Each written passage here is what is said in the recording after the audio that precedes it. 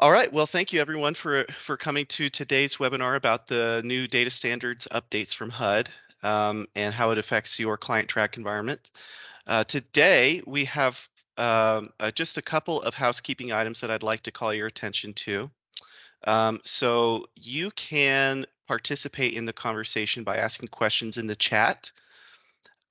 If you happen to see another person's question that you also agree with or that you would like to hear an answer on, feel free to like those as kind of a way to upvote the question. If you're having any issues or technical issues with the webinar, trying to use the Microsoft Teams platform, or if you're not, seeing the recording or anything like that, then please contact your client success manager and they will get that material to you as soon as they can. Next slide, please, Jessica. So this is going to be the rough agenda of what to expect in today's webinar. First, we'll meet our presenters, Jessica, whom you've already met by now, as she was the main presenter of the last two webinars. Then we're going to go into release statuses, the demo of key elements, next steps, what to expect in September before the release is official, and then we'll do a Q&A section at the very end. So let's meet our presenters. So Jessica is a product analyst here at Eccovia. She has many years experience as an HMIS. I believe you've worked as an HMIS administrator. Is that right, Jessica? Yep, that's right. Okay, just making sure. Yeah, and Wally is one of our HMIS system administrators here at Eccovia. He's also worked on that side of things, and both of them will be co-presenting together all this new material coming out. So without further ado, thank you so much, both of you, and take it away, Jessica and Wally. Hi, everybody. My name is Jessica Fleming, as Bryce just mentioned. I am a product analyst here. I am trying to handle the DSU release, but nobody really can handle the full DSU release. So it's been a good team effort. I'm going to move on to our timeline slide here. So this slide has been a slide that we've seen for the last two webinars, as well as potentially on some of the DSU office hours that we've had. So we have been working on DSU updates. We were provided with the specs back in April, and we have been working to synthesize all of the data dictionary, the data manual, all of the reporting specs and everything. And that has led us up until today, where the star is. That is the training environments are going to receive the DSU updates. So that release is still slated for tomorrow, August 31st in the afternoon. So that is coming, but one thing that we haven't fully confirmed for everybody yet is what exactly does that release look like, and what are you supposed to do after you receive that release? So that's going to be mostly what we're talking about today. That's like the main theme, and then I'm also going to do some quick demo of some of the newer items. That way, if there's any questions or anything, we can kind of sort those out. So first, I wanted to provide a quick status update. Here is where we're going to be able to see anything that is the majority complete is what is going to be released tomorrow on August 31st. So we are primarily looking at form and workflow and drop-down list updates. So if you have attended any of the DSU office hours, we have gone through kind of what all of those things might look like. We've demoed a couple of those things, but these are going to be things such as HMIS participation status. You're going to see updated wording in some of our drop-down lists. You're going to see new drop-down lists. We're going to be able to see additional gender values, the change for race and ethnicity, and the new translation assistance needed assessment. So those are just some of the high level items that are going to be included in tomorrow's release. Workflows, there are a couple of workflows. I think there were 6 total that we needed to update. So the majority of them are underway. I believe at least one of them is ready for release as of tomorrow. Things are constantly changing over here, getting ready for this release. So things are changing as I'm speaking to you all. So there will be an overview of everything that goes out in the release notes. And then we've also got, after the form dropdown and workflow updates, is when development on all of the reports began. So some of the reports have already begun. They are not going to be included in tomorrow's release. The priority here was to make sure that you all had access to the correct database elements, the baseline forms, drop-down lists, and workflows, so that you all can begin to make your configurations within your own system. And so that was the primary priority.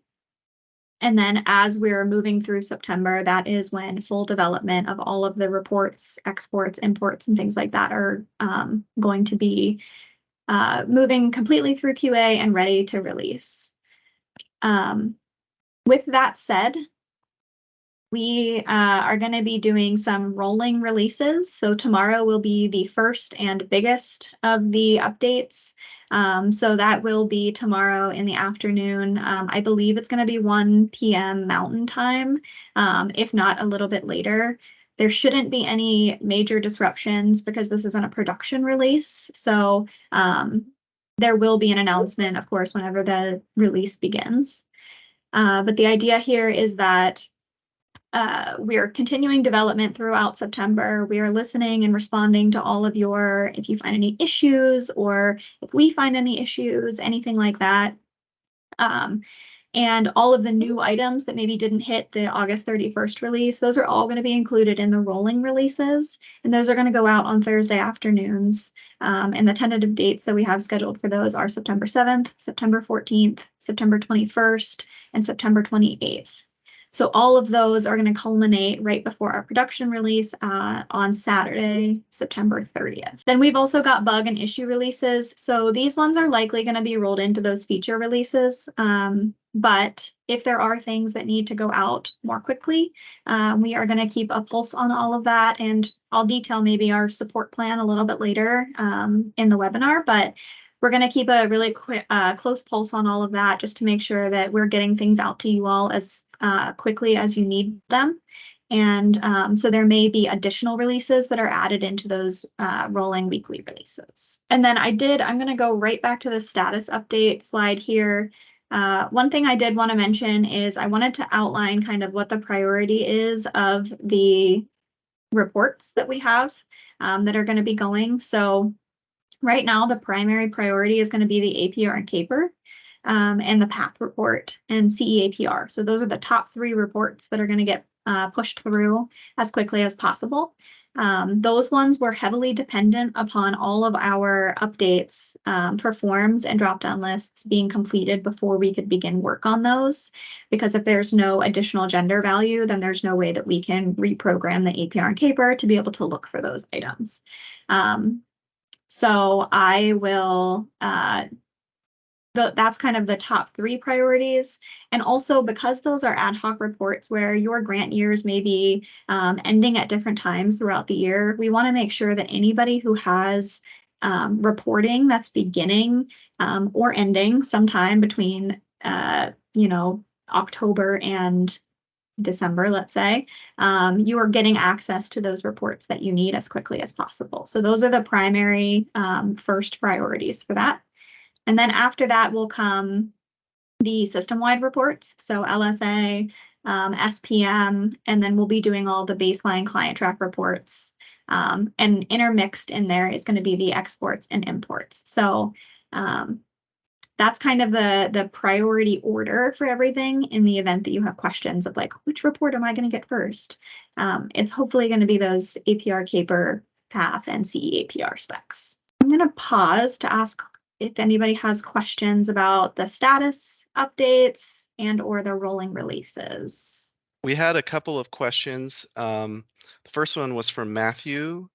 Now, Matthew, are you talking about tomorrow's release? Is that right? Not the release for the overall DSU. But he asks, the release tomorrow will be in the afternoon. Is that afternoon Mountain Time?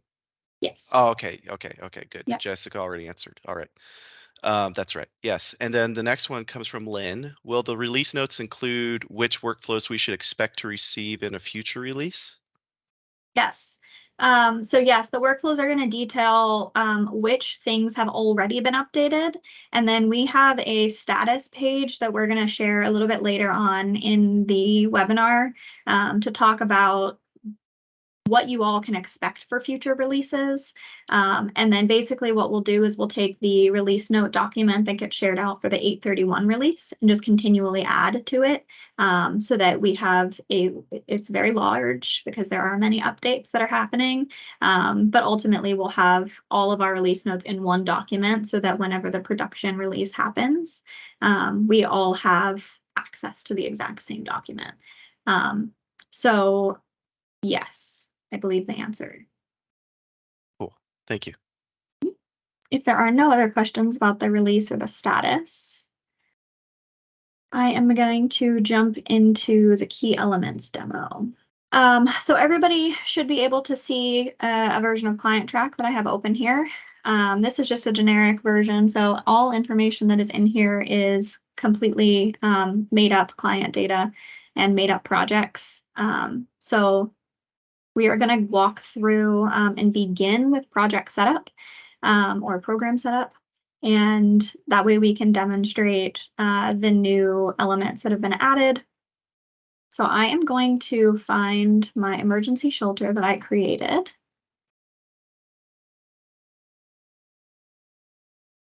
Which is DSU emergency shelter. So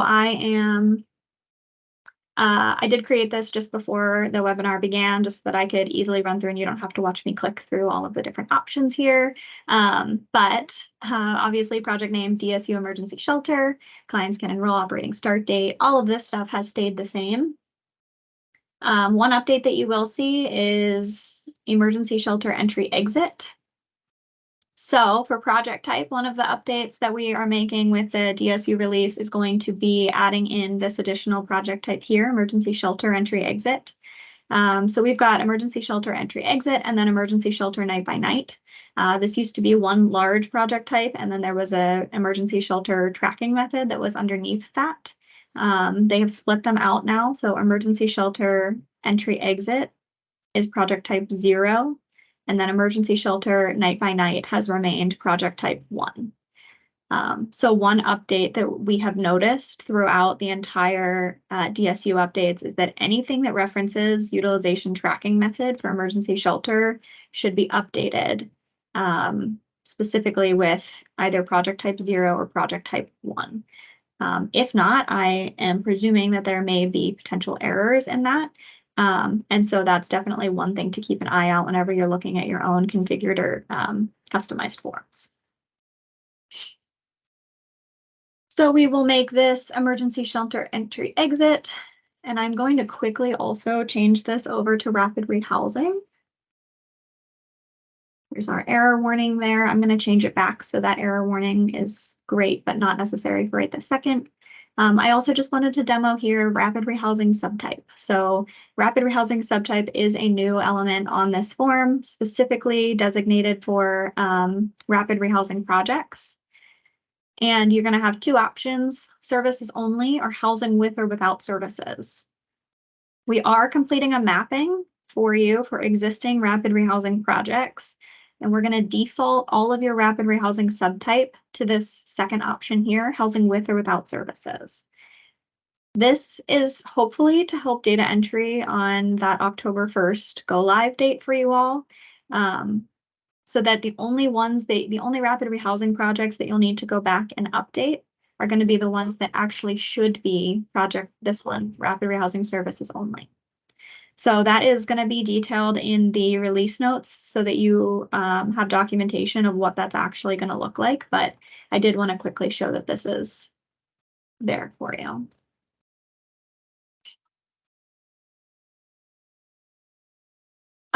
Scrolling down, this is all going to be exactly the same as it was previously until you get to participation status.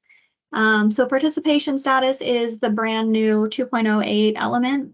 This is asking specifically if a project is participating in HMIS, if it's not participating, or if you have kind of a placeholder project in your system and actually it is participating, but it's participating in a comparable database outside of your HMIS system.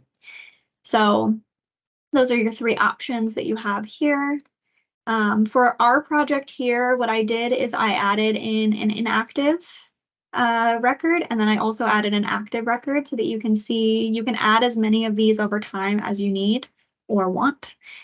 And the active status here is going to look at today's date and determine which one of these records is the one that's applicable as of today. So the goal here is to only have one active status for HMIS participation at a time. HUD is very clear that you should not have any that are overlapping.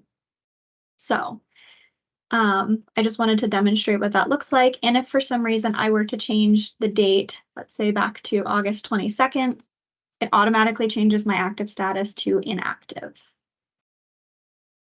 I'm going to back this out though, because I need this one to be active as of today.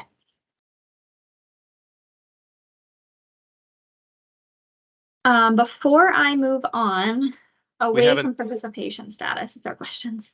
Yes. I was just going to say, we do have one interesting question from Brittany. She says, is there any validation on the participation type?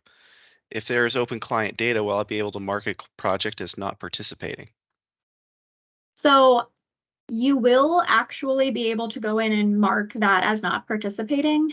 I believe that the HUD portals, whether that's EVA, HDX 2.0, any of those are going to, they take into consideration participation status in certain circumstances, but not in all circumstances. So I believe HDX 2.0 may just ignore the client data that comes in if the participation status is not participating. I hope that made sense. So ultimately in ClientTrack, you can do that anyways, but I think the goal here is to not have that happen as kind of a point of data entry or data quality. And so I think as of now, that's the case. We had another question from Matthew. Is there any possibility of adding a notes field on participation status? That way, if a project alternates in or out, there's some record of details about the change. I'm going to write that down as a suggestion. Great suggestion, Matthew. If you've got Jessica writing down your ideas, that's usually a good sign.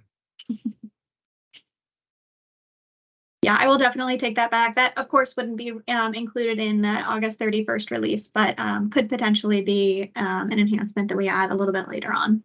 All right, so that is that for participation status. Below participation status is going to be CE participation. So this is one that I have been looking at really closely over the last couple of days. The idea here is that you have the active status the same way as you do for the HMIS participation status.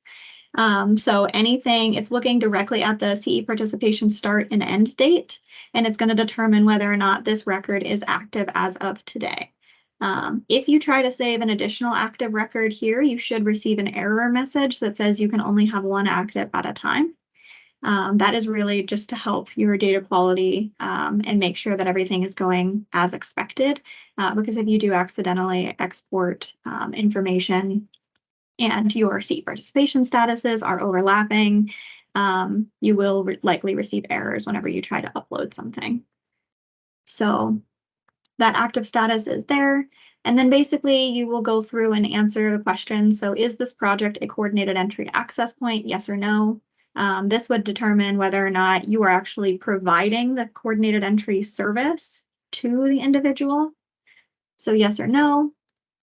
And then provided by CE project, you have 4 options here that are outlined by HUD. So homelessness prevention, crisis housing, housing assessment, and direct services.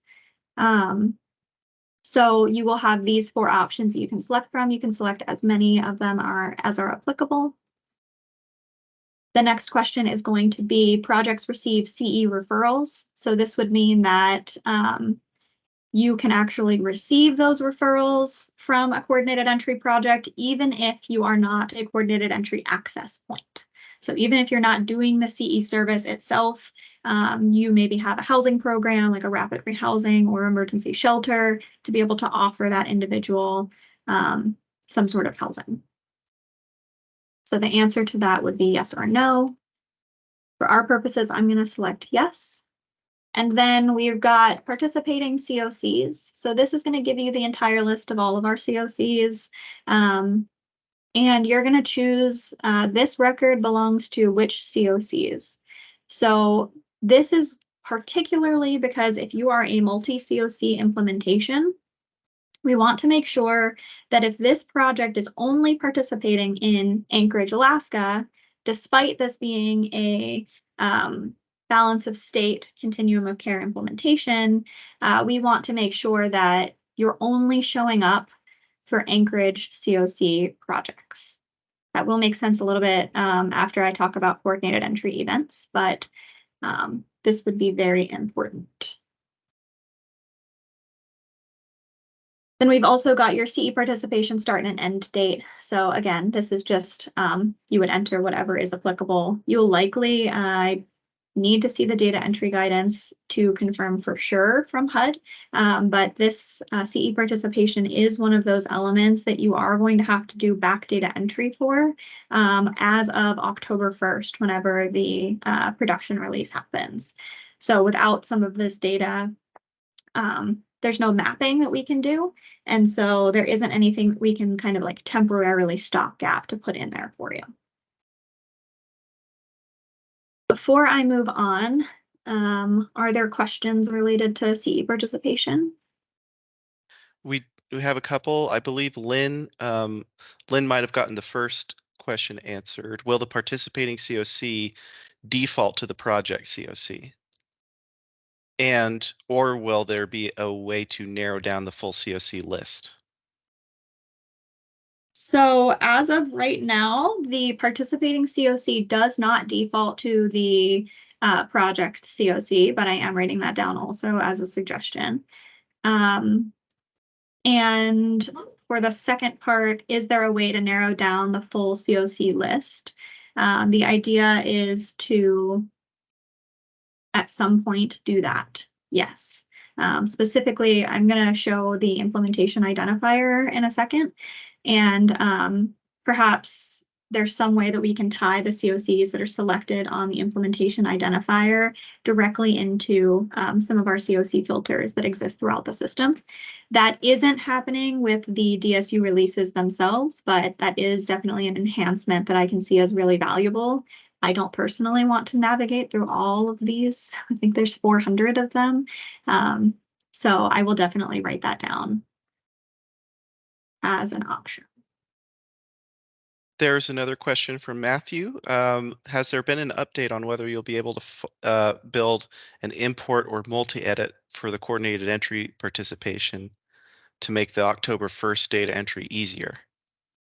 There hasn't been an update fully on that. I think I've mentioned this in the past on DSU office hours. So for anybody who hasn't joined those, the idea here is that if we can make this as easy as possible for everybody to be able to maybe upload one Excel spreadsheet that contains all of the information that you need into a form to be able to upload that rather than having to go project by project, that would be dramatically easier than having to go project by project and fill in all of the coordinated entry participation statuses. I don't have an update aside from saying that that's still in the works. That won't be included in the 831 release, but that is still very prominently in the back of my mind to make sure that we're reviewing and making sure this is going to be as easy a transition as possible. Thank you, Jessica. And then one more question from Errol. Why is the CE participation end date required? Shouldn't this be open-ended?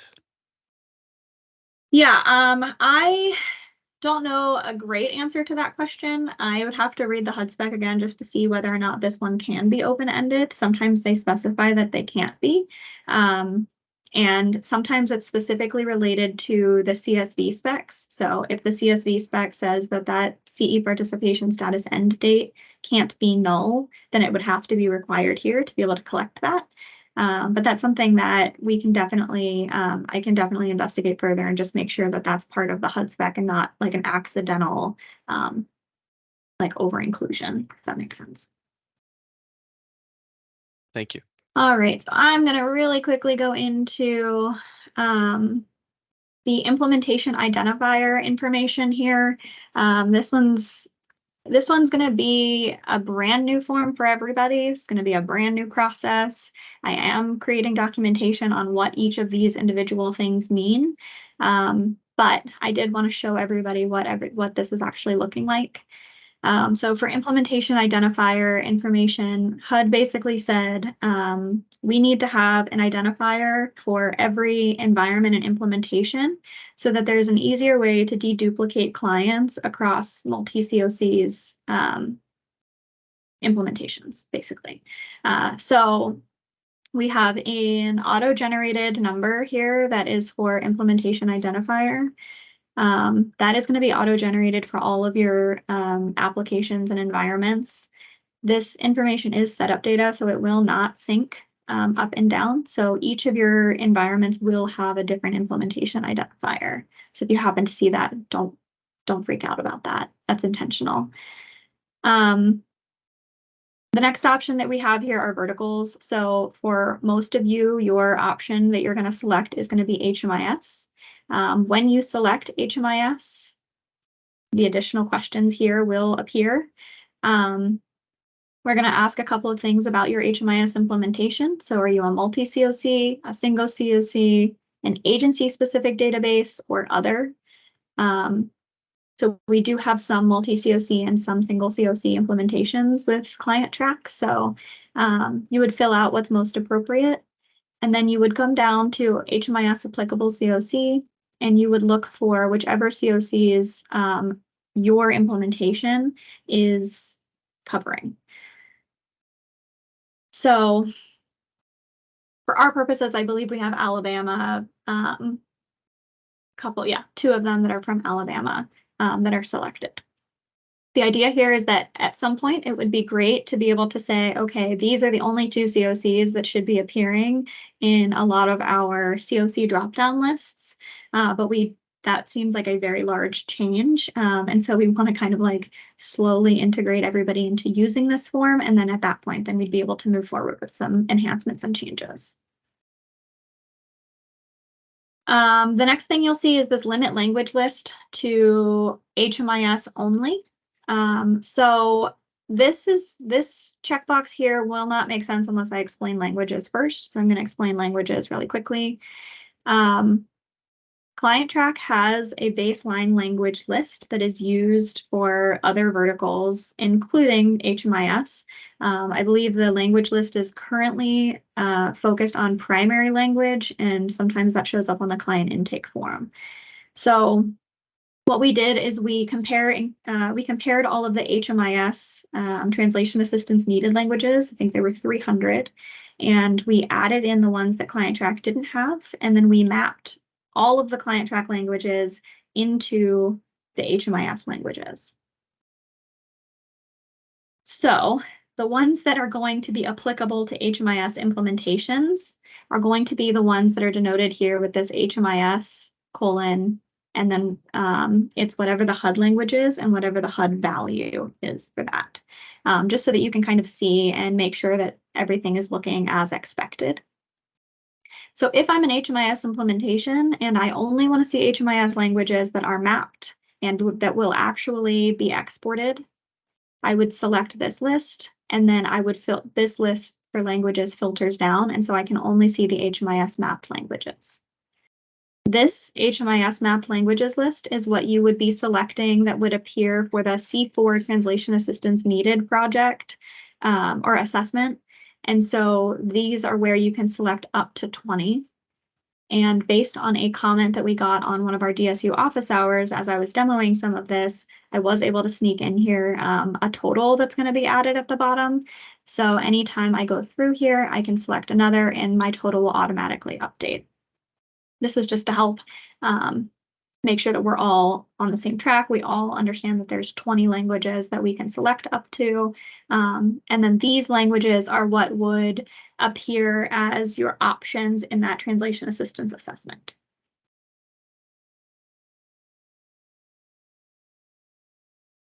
When you uncheck that limit language list to HMIS only, that basically just opens it up for all of the other languages that perhaps ClientTrack has, but HMIS, the HUD language list, does not have. So that's kind of what the difference is there. I'm going to pause for a second. Are there questions? I think I saw a couple come through. Yes, Matthew asks, is that extra HMIS language value text going to show up for users on the, I assume you meant CE assessment, Matthew, instead of C4. Is that text going to show up for users on the CE assessment in the actual dropdown? So no, this HMIS English, that additional text will not show up in the drop-down list, hopefully to make that drop-down list a lot easier for end users to be able to navigate. Also, end users may not have any clue what that means. And so we'd want to make sure that that's kind of like as easy and user-friendly as possible. So all they will see are the options that you have selected here that are the HMIS languages. So these 5 languages that I have selected are what would populate into that list. And yes, yeah, so it'll just say English, Spanish, whatever the options are that you're selecting. Thank you, Matthew. All right, moving on. All right. I'm not going to save that in the event that I accidentally mess something up for somebody else. Okay, I'm going to move over to the client workspace, and I did create an emergency shelter enrollment. And so I'm going to quickly just edit this project entry workflow so that you can see some of the updates that we have. First update is going to be on client information. You're going to notice your race and ethnicity is now combined here into this data element, and Hispanic, Latina, Latino are added in here as well. So you are able to select as many of these as possible. And as promised, these race values are saving to the exact same place that they were saving previously. So the only update that we had is that ethnicity is retired on all baseline forms. And there's mapping to be done that will be outlined in that release note, in the release notes. But there's mapping that will be done to map up Hispanic or Latina if that was selected previously for ethnicity. So that is there. And then you also have this text box here for additional race and ethnicity detail where you can enter in additional information if the client provides that, or if these race values don't necessarily get to the level of detail that they'd like to provide. You'll also see for gender here, this was another larger update. So the gender values have now been reworded.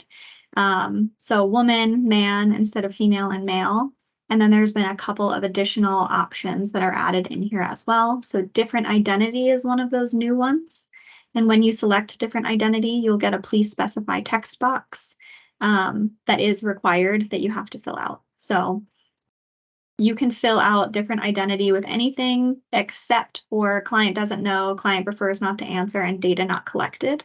So HUD does see this different identity as a completely valid gender value to kind of sit on its own if you need that.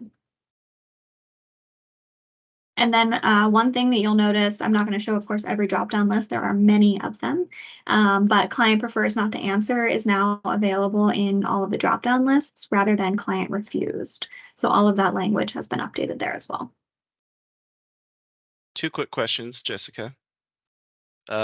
Matthew asks, what table is the additional race ethnicity detail value being saved to? That is in the CM client table. And Daniel asks, will mapping impact previous versions of the APR/CAPR or just the FY24 version? That's a good question. I would assume it would impact previous versions of the APR CAPR because there are no ethnicity values to draw from at that point. So I assume that it will impact that as well. but I'd have to do some digging into like actually what that impact would be. Gotcha. Thank you.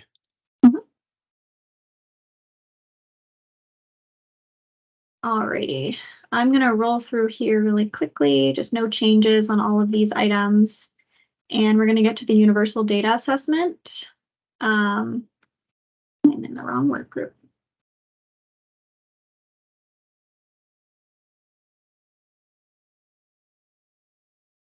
All right, so we are in the universal data assessment here, and one of the updates that we had is to change client location and relabel it to enrollment COC.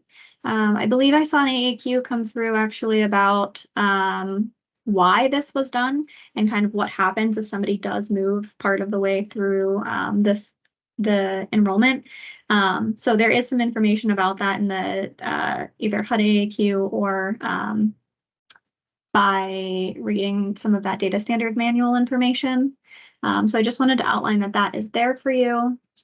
And then I'm not going to demo all of these, but prior living situation here, we have got rental by client with ongoing housing subsidy. And when you select that option, your rental subsidy type comes up. So this is a brand new field and a brand new drop down that you have here. So you would have to select the relevant one for that. So those are the biggest updates that we have. There are smaller updates, of course, but I don't want to take any more time. And I want to make sure that Wally has plenty of time to talk through what he's going to be doing with the system after the updates. So I am going to stop sharing now. Oh, translation assistance needed. You do need to see that, don't you? Let me show that really quick.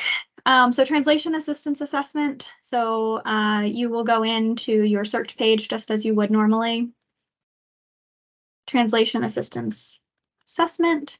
You can select yes or no or any of these other options. If I select yes, my preferred language drop downs are going to be, here's where you can see that it does not show that kind of additional text for HMIS. It's just going to show you what the actual language option is.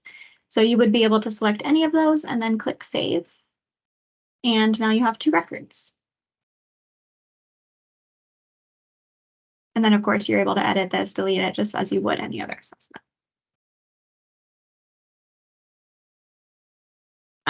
Yes. Translation assistance. Zachary asks, I'll say it just for the sake of the webinar recording. Zachary asks, wanting to make sure, but is the translation assistance going to be added to the CE workflow? Yes. Yes. Yep, it should be added for any of the required fields or any of the required funding sources that you need. And then Lynn asks, will data not collect in that translation assistance drop-down menu be updated? Oh yeah, sure will. I'll write that down. I assume that should have meant data not collected. Yeah. Probably, yeah. Yep. Alrighty, so I'm gonna stop sharing and then reshare with the PowerPoint, if that's all right with Wally. Are you ready for the PowerPoint now? Take it away, Wally. Well, good afternoon, everyone. Wally Lugo, HMIS admin here at Eccovia. I've been doing this for the better part of a decade, so this is not my first rodeo. We've all been through various iterations of this, so most of us, not all of us, I mean all of us here at Eccovia.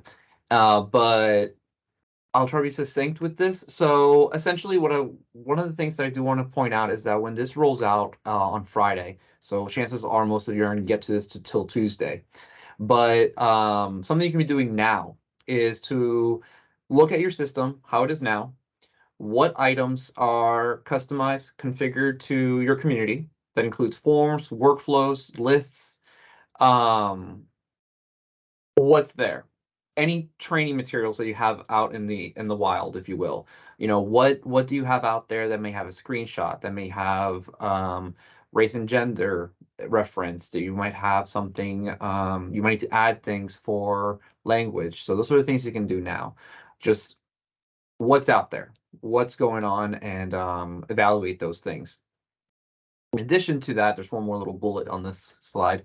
In addition to that, you want to look at what reports, dashboard queries those little things that the filter or the display might have an element which we know already is being updated. Kind of keep a tab on the on what items those are.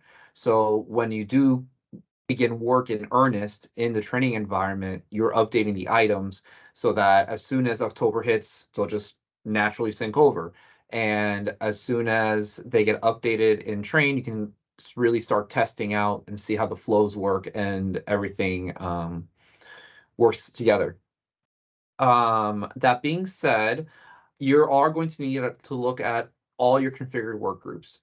This is really important because every single configured work group, every work group that you've made in your community, even if it's using baseline forms, aren't going to be touched by the updates we make internally. So we will be updating the baseline work groups such as user, admin, baseline, things like that. But we're not going to update your local rapid rehousing work group. So you need to go and make sure that those are using the right forms. And a good example of this is what Jessica showed with like program setup. That's a very universal form that is going to be updated. And if you're not using the baseline work group to create your programs, you're definitely going to need to go in there and update it to the new baseline to make sure that you stay in line with the requirements. So if in order to do this, we did develop a pair of queries that are going to look at your identify workflows and forms that might need to be updated. Well, in most cases, they will need to be updated to make sure that they match your requirements. So on the next slide is a little bit of a preview of what that looks like. I'm sorry if this feels rushed. I also make sure to be conscious of time. But the top one here is looking at forms. They each have 3 parts. The first section is about the override. Actually, let me go backwards. So the root. What is the actual root? What is actually keyed up in the menu item that when you click on it, it's going to go to? But then the baseline will intersect it and say, okay, this is the form I'm actually going to display, for example, and what we're using for this report on the HMIS user work group. So this baseline section here, which is in the middle, shows the HMIS work group, what it's using now. And then it's going to identify, well, is it a match to the configured work groups? So as you can see, in the beginning, it's the configured work group we use on a daily basis. It's going to then say, does this match HMIS user? Yes or no. And then the root form is what's actually being menued up on your menu item. So when you click intake, it'll be looking for the root form, but then be navigated over to the baseline if you're an HMIS user. But then it will then go over to the override if you're somewhere else. So it's kind of how this works for reporting. This is meant to be used in conjunction with any kind of impact report that we provide from Eccovia.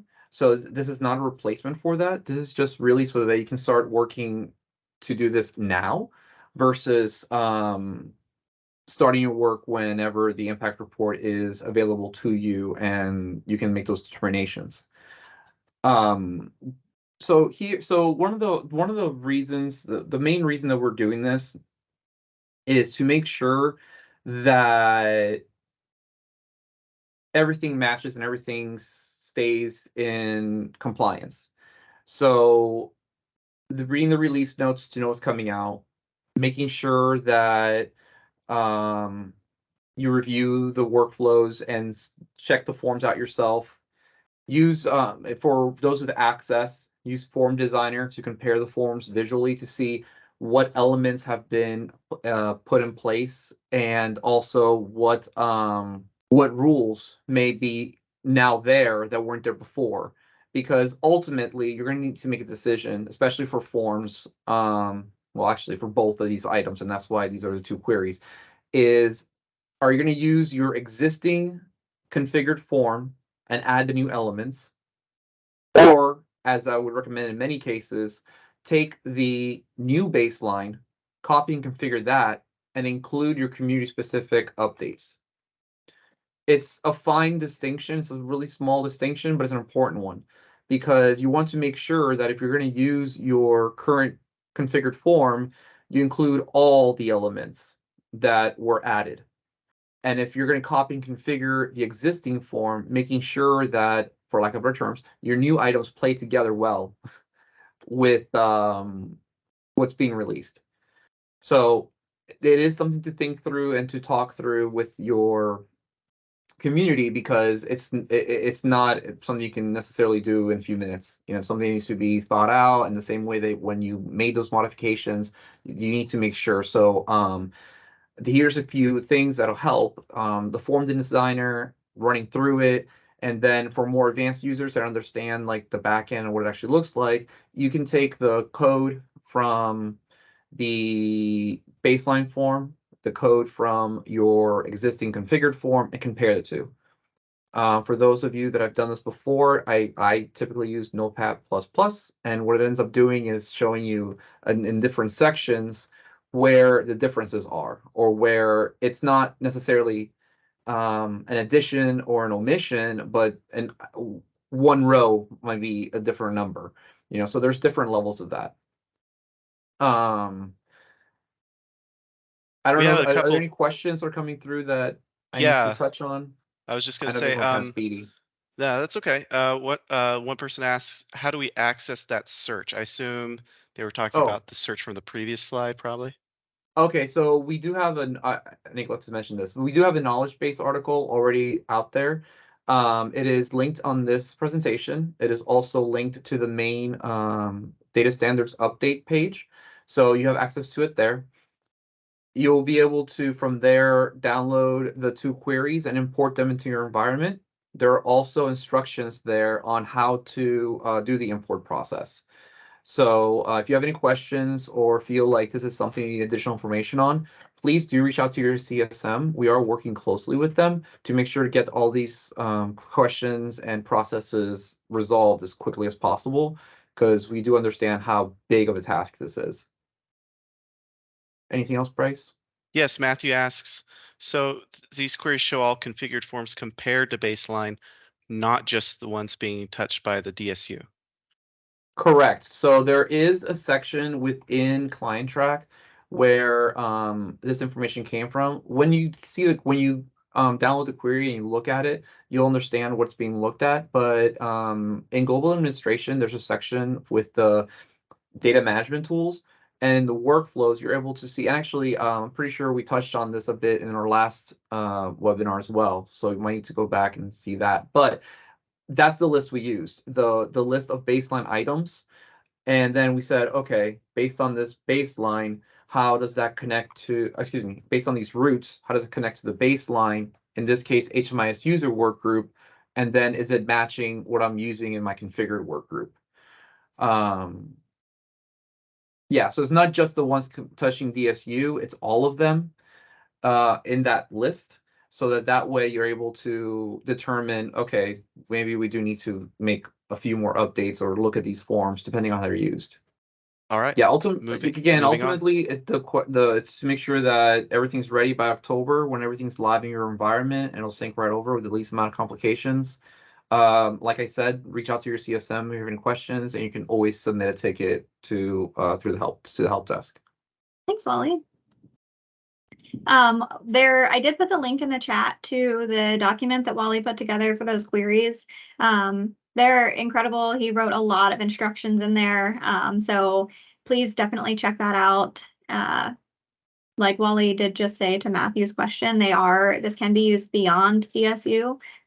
So the impact reports, which I'll get to in just a second, those are going to be great for DSU, but this is also a longer term solution. So it's really great that he was able to put that together for everybody. We have just about 6 minutes left, so I did want to wrap this up with talking through what our support plan is for DSU. Oh, sorry, we had one last question. Sure. This was from Matthew. He says, these queries will just look at form and workflow overrides, but won't include anywhere that there's a menu button. Sorry, I'm trying to understand, but won't include anywhere where a menu or button is hard-coded directly to a configured form, right? unless it's also an override form. That's right. These are not looking at the menu items specifically. That's why I'm saying that it's more Yeah. of a preliminary tool to work in conjunction with. If you have a lot of items that are looking at configured things, I would reach out and see if we can help you develop something. Because that's well, not very, but it's an advanced version of advanced way of using our system. So just to talk through quickly what the support plan is for the DSU release, we are going to be continuing those weekly DSU office hours. So those are Wednesday at 3 p.m. Eastern time via Teams. So if you need access to the community of practice for HMIS in particular, then please reach out to your CSM. They're able to get you added into that. And then it's scheduled via the data standard update channel that's in there. So those are there. There's also a way to access it on our knowledge base, which I will show you in just a second, to be able to join those office hours. Those office hours are recorded. You do have to be in the community of practice to be able to access those, just because the nature of sharing Teams recordings sometimes is really challenging with external folks. So that's where those live currently. The next thing, this is a hot topic, but the impact reports. Impact reports are slated to be sent out no later than September 11th, 2023. We really aimed to get those to you a little bit earlier than in previous years, but it looks like they're going to go out around the same time as they have been in previous years. That's why what Wally has presented today is really valuable, because not only does it go beyond DSU, but it can help you gain access and insight into some of those items before you get the impact reports.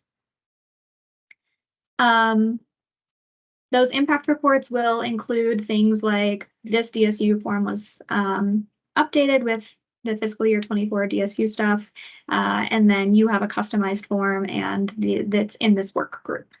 So it'll be things like that to be able to kind of outline for you all what things might need to be updated and or looked at in a way that maybe you weren't thinking about before. We also will be releasing release notes and user guides for some of our new elements. So the release notes will include anything that was impacted with our DSU updates, but the user guides will only focus on the new items like implementation identifier and project setup with all of the different items that have been updated.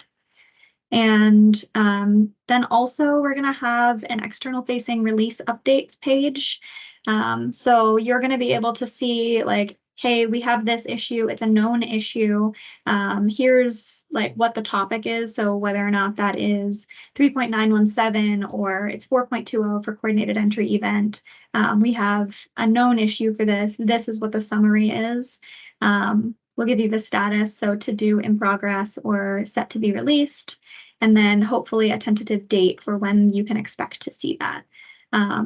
We'll make sure that everybody has access to this specific link. It's not live just yet because our release hasn't happened yet, but we'll make sure everybody has access to that so that you are able to start kind of keeping up with that, especially if you're identifying several issues or something isn't working exactly as expected. Then you can kind of look there to see like, oh, well, 3 other people already submitted that, so we can kind of jump on that train and say, hey, I think it's related to this particular issue. But then also that way you guys are all kind of kept in the loop. And then we want to make sure that when you are submitting issues or issue tickets, that you have a couple of things included in that. The very first and most important is make sure that fiscal year 24 DSU or FY24 DSU is included in the subject line. That's going to be our alert to support that we need to discuss that as kind of an HMIS team and figure out if that's intended functionality, is that an issue, is that something that was missed, something like that. So we will be having conversations about that. Make sure that any like relevant names or IDs, like form IDs, workflows, anything like that is included. And then one of the most important things is there is a checkbox on this report and issue box here. This little tiny checkbox here that says send to ClientTrack. Make sure that that's selected, otherwise ClientTrack support won't receive that. So please just make sure that that is selected there as well. And then I know we're just about out of time. So I want to jump over to the helpful links. One thing that you'll be able to access almost all of the documents that we've talked about already is in the knowledge base for Eccovia. So that's help.eccovia.com. In there, you are able to access, I'm going to show you this really fast. This is what it will look like whenever you originally come to the page. If you click on ClientTrack and navigate down to HMIS, this is where a lot of those documents that we just mentioned are going to be living. So this is kind of a safe space to always go find anything that you might need and be able to navigate into there. And that's all I have for you. So thanks everybody for joining today. Yes, thank you, Jessica. Thank you, everyone, for your time and attention. We are just at 12:01 Mountain Time, so we'll let you all go. But as always, let's give a hand to these wonderful presenters, Wally and Jessica, for their time and attention. They really are rock stars here on the Eccovia team, and we are looking forward to hearing your questions and concerns. You can reach out to your client success manager directly if you have any specific concerns with your environment. But other than that, thank you all for coming, and we will see you at the next webinar. Don't forget to subscribe at eccovia.com if you are interested in hearing about our newsletter, and don't forget to click the links in the chat if you have any further questions as far as the technical aspects go. Thank you so much.